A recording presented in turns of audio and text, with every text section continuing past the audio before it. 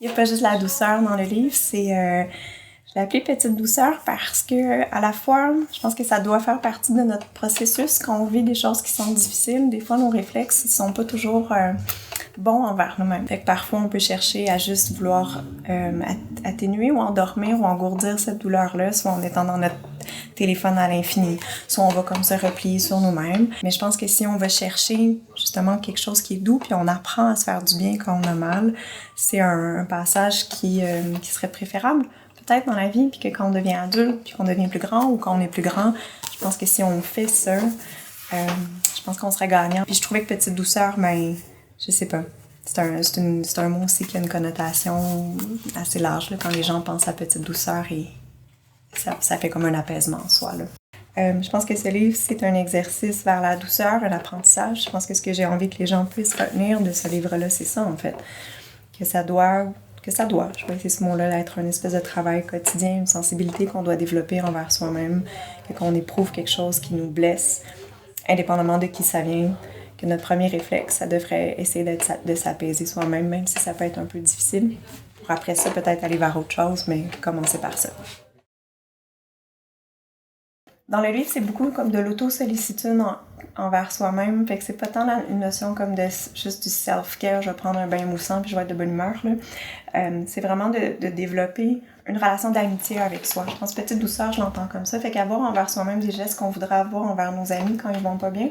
Fait qu'on leur dirait pas des mots qui n'ont pas de bon sens, on leur dirait pas d'aller vivre ça comme tout seul. Ce qu'on leur suggérait, ça pourrait être comme c'est ça, de lire un livre, d'écouter une chanson, de manger quelque chose qui nous fait du bien pour se rattacher à la fois à qui on est, mais aussi d'aller trouver justement ces espaces-là où ça fait pas mal, où on est apaisé, où on va ressentir une sorte de plaisir, même quand c'est dur. Fait que ça peut être dans le livre, elle dessine, mais c'est ça, c'est d'aller donc explorer ces petites choses qu'on est capable de faire pour soi-même et par soi-même, qui vont nous permettre momentanément de pouvoir reprendre notre souffle, dans le fond. Le personnage dans mon livre, un de ses refuges chez les livres. Autant elle aime lire, elle aime être dans la bibliothèque comme à l'école. Lire pour elle est un plaisir. Je pense que ça parle beaucoup de moi aussi à cette même période-là, puis le restant de ma vie aussi, là, être entourée de livres, là, autant donc dans les librairies. J'ai travaillé en librairie aussi, dans ma maison. Il y a des bibliothèques partout, j'ai des piles de livres partout. Je pense que ça a toujours été une façon pour moi d'avoir l'impression d'avoir des remparts, là. Je suis toujours confortable.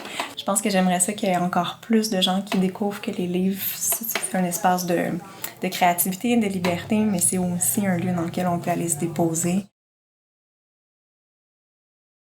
J'espère que ce livre-là, en fait, va rejoindre vraiment beaucoup de monde. J'aimerais ça qu'il puisse rejoindre les personnes qui ont mal, donc les gens qui ont besoin d'avoir un cocon. Je pense qu'il pourrait leur faire du bien. J'ai envie aussi qu'il parle aux gens qui comprennent pas trop pourquoi on a besoin d'un cocon. Je pense que ce livre-là va parler à toute personne adolescente et à toute personne qui a déjà aussi été adolescente.